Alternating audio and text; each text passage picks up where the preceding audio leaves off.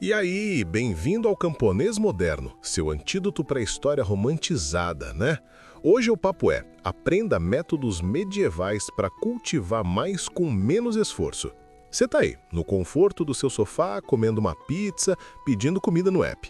Mas pensa, na Idade Média, a parada era outra, bem diferente. Se não plantasse, não comia, sacou? Não tinha delivery, não tinha supermercado na esquina. A sobrevivência, meu amigo, dependia inteiramente da terra. É claro, da sua própria terra. Eles não tinham trator, nem pesticida, muito menos GPS. Mas tinha uma inteligência prática, uma resiliência absurda, sabe? E o mais importante, uma baita necessidade de não morrer de fome, na moral. Sem brincadeira, isso é loucura.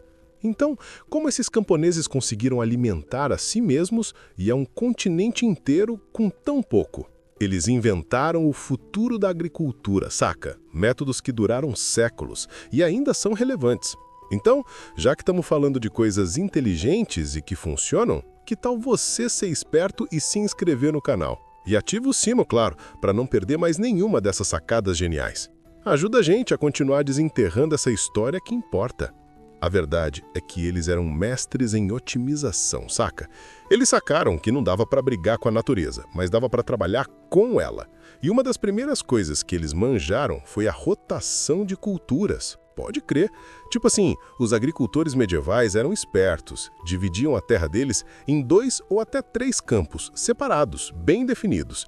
Num campo, eles plantavam o cereal para fazer pão, tipo o trigo ou centeio, que era a base de tudo. No outro, mandavam ver em leguminosas, feijão, ervilha, lentilha, que, olha que louco, tinham um papel fundamental em devolver nutrientes para o solo. E o terceiro campo, esse ficava lá, vazio, para a terra respirar e se recuperar. O mais insano, no ano seguinte, eles rodavam as culturas, trocava tudo de lugar. Isso permitia que o solo se mantivesse saudável, sem precisar de muito fertilizante, e ainda prevenia o acúmulo de doenças e pragas que poderiam devastar uma colheita inteira. Imagina a cena, o sol batendo forte, o cheiro da terra úmida depois de uma chuva e as famílias ali, demarcando cada pedaço de chão. Não era só jogar semente, tá ligado? Era um planejamento meticuloso, quase um xadrez agrícola. Eles sabiam que aquele campo que estava com feijão e ervilha, por exemplo, estava enriquecendo o solo. O nitrogênio, que é essencial para a planta crescer forte, era fixado ali naturalmente. Era como se a terra estivesse descansando e se reabastecendo, ganhando fôlego para a próxima temporada. Você tem noção da inteligência disso, sem nem ter a menor ideia de química do solo? E o impacto disso era gigantesco. Essa simples, mas genial estratégia era a diferença entre ter comida na mesa ou não. Distribuir o risco de perdas por mau tempo era crucial. Se uma praga atacasse o trigo em um ano, talvez a ervilha no próximo campo não fosse tão afetada. Estudos modernos, centenas de anos depois, mostram que essa rotação de culturas pode aumentar o rendimento em 20 a 30%. 20 a 30%. Para uma família camponesa, isso significava mais pão, mais leguminosas, mais chances de sobreviver ao inverno rigoroso. Significava que menos crianças morreriam de fome. Era a garantia de que a vida continuaria, um ciclo de esperança e trabalho duro. A capacidade de nutrir a terra e, por sua vez, ser nutrido por ela era a base da existência deles. Essa era a sacada. Entender que o solo não era um recurso infinito, mas um parceiro. E para esse parceiro trabalhar direitinho, precisava de ferramentas à altura, né? Então, eles tinham a terra saudável, mas como preparar essa terra densa e úmida, especialmente no norte da Europa? Aí entra outra jogada de mestre, o arado de Aiveca. Mano, esse arado, que surgiu lá pelo século IX, não era brincadeira não, foi uma revolução. Ele tinha um cutelo, que era tipo uma faca vertical que cortava o chão primeiro. Depois vinha a rélia, uma lâmina horizontal que cortava por baixo. E, o mais foda, a aiveca, uma tábua curvada que virava a terra de cabeça para baixo. Você tem noção disso? Isso enterrava as ervas daninhas e todo o material vegetal velho, que apodrecia e virava adubo natural para a próxima colheita. Era um sistema fechado de fertilização, saca? Imagina o som do cutelo rasgando a terra, a rélia gemendo enquanto corta as raízes e o thump da aiveca virando torrões de terra úmida e escura, o cheiro de terra fresca, de humus, subindo no ar. Era um trabalho pesado, claro, mas infinitamente mais eficiente. Esse arado não era só uma ferramenta, era um símbolo de progresso. Acredite, ele é, talvez, a ferramenta mais importante na história da agricultura medieval, mudando o jogo para sempre. E o mais louco é que essa tecnologia não só preparava melhor o solo, mas também poupava uma força animal absurda. Os arados antigos exigiam tipo 6 a 8 bois para puxar, mas com o arado de Aiveca, a parada era diferente. Os novos modelos precisavam de apenas 2 a 4 animais para fazer o mesmo trabalho. Isso representa uma redução de 50% na força animal. Pensa nisso, menos bois significava menos comida para eles, menos tempo gasto cuidando dos bichos e mais tempo e recursos para focar na plantação. Era metade do esforço para um resultado melhor. Mais terra podia ser cultivada, mais comida para mais gente. É surreal, véi, como uma inovação mecânica tão simples pode ter um impacto tão massivo na vida de milhões. Se eles conseguiram lidar com a brutalidade da Idade Média, você consegue lidar com curtir isso e deixar o seu comentário sobre o que mais te impressionou. Mas espera, mesmo com a rotação de culturas e o arado de Aiveca, o trabalho ainda era gigantesco. E a maioria das famílias não tinha nem os bois, nem as ferramentas sozinhas. É aí que entra a inteligência coletiva, a organização em comunidade. As vilagens medievais eram mestres em trabalho em equipe e recursos compartilhados. Eles organizavam as terras de cultivo no que chamavam de sistema de campo aberto. Tipo assim, cada família não tinha um bloco único de terra, mas várias faixas estreitas e espalhadas pelos campos da aldeia. Isso garantia que todo mundo tivesse acesso a terras de boa e má qualidade, distribuindo o risco. E forçava, de um jeito bom, a coordenação. Todo mundo tinha que arar junto, plantar junto, colher junto. Imagina a cena, centenas de faixas de terra se estendendo, até onde a vista alcança, pontilhadas por camponeses trabalhando em um ritmo sincronizado, o som das vozes, dos arados e dos bois preenchendo o ar. Em algumas vilagens, mais de 75% dos agricultores tinham apenas um boi, ou nem isso. Então a partilha de bois e ferramentas, tipo o arado de Aiveca, era essencial. Ninguém conseguia nada sozinho. Durante as semanas intensas de colheita, os agricultores podiam passar 3 dias trabalhando nas suas próprias faixas e outros 3 dias ajudando os vizinhos. Era uma dança, social e agrícola. Essa organização não era só solidariedade, era pura necessidade e inteligência estratégica. Otimizava o uso de recursos que eram escassos, como os animais de tração e as ferramentas, que eram caríssimas. Se a colheita de uma família falhasse em uma das suas faixas, as outras faixas e a ajuda da comunidade garantiam que ninguém morreria de fome. Isso aumentava a resiliência da comunidade e, no fim das contas, a produtividade coletiva. Era a prova de que juntos eles eram muito mais fortes. Mas mesmo com toda essa organização e as ferramentas certas, a natureza ainda tinha seus truques na manga. E o maior deles, tirando o clima, eram as pragas. E essas pragas, na moral, eram um pesadelo. Mas não pensa que eles ficavam de braços cruzados esperando a colheita ser devastada. Eles tinham que ser espertos e eram. Para combater as ervas daninhas que roubavam nutrientes e água das plantações, os camponeses medievais usavam uma tática genial: a plantação de alta densidade. Tipo assim, eles plantavam as culturas tão próximas umas das outras que as próprias plantas bloqueavam a luz do sol de chegar no chão. Sem luz, muitas ervas daninhas simplesmente não conseguiam crescer. Era uma guerra de guerrilha botânica, saca? Uma estratégia simples, mas muito eficaz para manter o terreno limpo. Além disso, eles não esperavam as ervas daninhas virarem um matagal. Eles entravam em ação cedo, mondando as ervas daninhas jovens com sachos de mão, tipo umas enxadinhas pequenas. Isso acontecia em momentos cruciais, tipo umas 3 a 4 semanas depois de semear. Imagina o camponês ali, agachado, o sol batendo na nuca, sentindo o cheiro de terra molhada enquanto arranca as plantinhas indesejadas uma a uma. O trabalho era árduo, sem condição, mas vital. E quando o cereal já estava crescidinho, eles usavam uma ferramenta mais avançada, o gancho de capina. Esse era tipo um super-herói da monda, permitindo que um agricultor experiente limpasse uma área 10 vezes mais rápido do que se estivesse fazendo tudo na mão. Você tem noção da diferença que isso fazia no dia a dia? Essa combinação de táticas não era brincadeira. Cientistas modernos, depois de estudar esses métodos, estimam que os camponeses medievais conseguiam reduzir a pressão das ervas daninhas em impressionantes 60 a 70%. É muita coisa. Significa que as culturas principais tinham muito mais chances de crescer fortes e saudáveis, sem a competição por nutrientes e água que as ervas daninhas causavam. Isso se traduzia em mais comida na mesa, mais pão, mais leguminosas. Era a diferença entre uma colheita farta e a fome. E não parava por aí.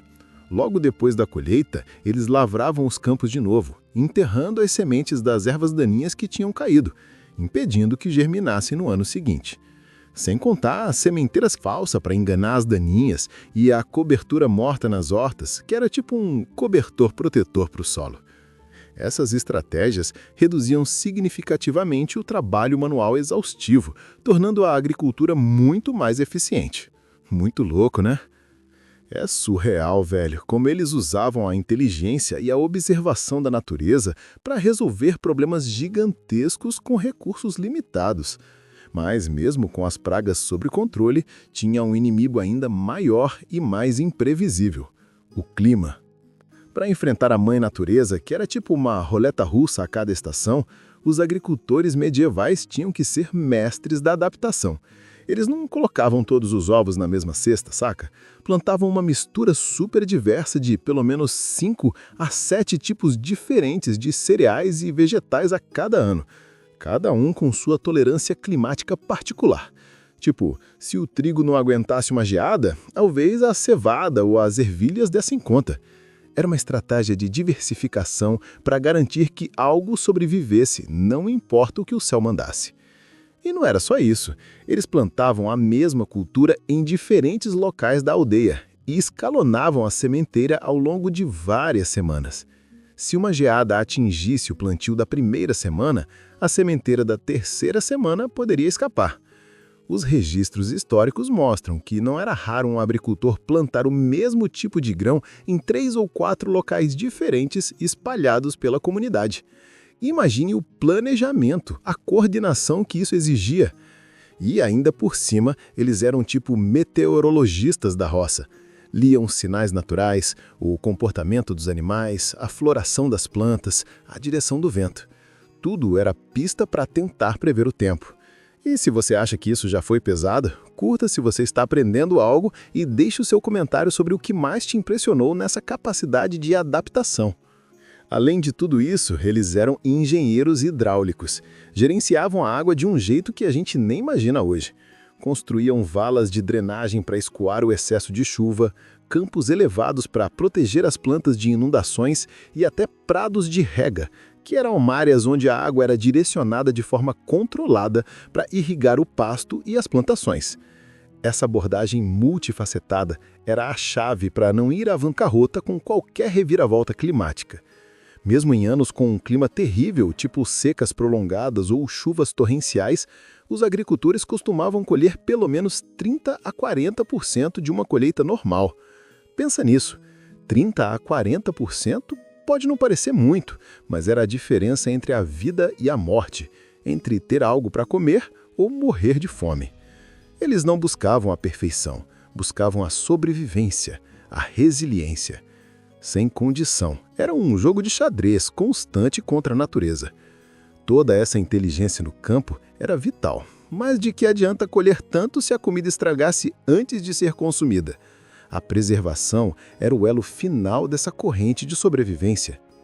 Depois de tanto suor e inteligência para cultivar, o próximo desafio era garantir que a comida durasse. E eles eram mestres em técnicas de armazenamento, que hoje chamamos de preservação de alimentos. Vegetais de raiz, tipo cenouras e nabos, eram guardados em fossas subterrâneas, tipo, cavavam buracos de 60 a 90 centímetros de profundidade, forravam com palha para isolar e mantinham uma temperatura constante lá dentro. Era como uma geladeira natural, saca? O grão, que era a base da alimentação, era armazenado em espigueiros elevados, construídos sobre pilares de pedra. Isso protegia o grão de roedores, da umidade do chão e de insetos, e podia manter o grão comestível por 2 a 3 anos. Imagina ter uma reserva de alimento para tanto tempo. é a segurança alimentar na prática. O carne e peixe, que eram alimentos mais perecíveis, eram conservados com sal e fumação. O sal puxava a umidade, impedindo a proliferação de bactérias, e a fumaça criava uma camada protetora e dava um sabor defumado. Essa combinação podia manter a carne comestível por meses ou até anos. Pensa num pedaço de carne defumada pendurado no teto, garantindo proteína para a família durante o inverno rigoroso. Os laticínios viravam queijo, que também dura muito mais que o leite fresco. E vegetais como o repolho eram fermentados, tipo o chucrute, que não só durava um tempão, mas também fornecia vitaminas cruciais quando não havia vegetais frescos. O cheiro azedo do chucrute, o sabor salgado da carne curada, tudo isso era parte da dieta de inverno. Essas técnicas não eram só formas de evitar o desperdício, eram a garantia da subsistência. Sem elas, todo o trabalho árduo da colheita seria em vão. A capacidade de estender a vida útil dos alimentos por longos períodos era o que permitia que as comunidades sobrevivessem entre as colheitas e, mais importante ainda, durante anos de escassez ou invernos rigorosos. Era a maximização do valor de cada grão, de cada pedaço de carne, de cada vegetal. Essa inteligência prática, essa resiliência em cada etapa, desde a semente até a mesa, é o que realmente diferenciava esses camponeses. Eles eram a prova viva de que, com sabedoria e cooperação, é possível cultivar mais com menos esforço, mesmo nas condições mais desafiadoras. E o legado disso, meu amigo, é algo que a gente ainda pode aprender muito hoje. Esse legado não é só sobre grãos ou carne salgada, é uma mentalidade de sobrevivência brutal. Eles sabiam que comida era vida, não luxo. Cada esforço era uma aposta contra a fome. Uma lição perdida entre a Idade Média e o delivery de hoje. Eles não podiam falhar. Nossa abundância nos deixou moles. Descartamos comida como se fosse infinita. Mal sabemos de onde vem. Se a internet caísse, muitos estariam perdidos. Uma ironia cruel. Nossa dependência frágil. Pensamos ser mais espertos com algoritmos e fazendas verticais. Mas quem saberia cultivar a terra hoje? Ou preservar uma colheita sem regeladeira? A sabedoria medieval nos faz amadores. Um contraste gritante. Antes que a próxima crise vire meme, que tal aprender de verdade? Não para virar camponês, mas para entender o valor da comida, para não depender de um sistema que falha. Clique no link. Sua escolha é aprender ou assistir ao caos. A natureza não se importa com a sua conveniência ou delivery. Ela só se importa com quem sabe sobreviver, com as próprias mãos. A gente, só esqueceu como. Essa é a parte mais perigosa.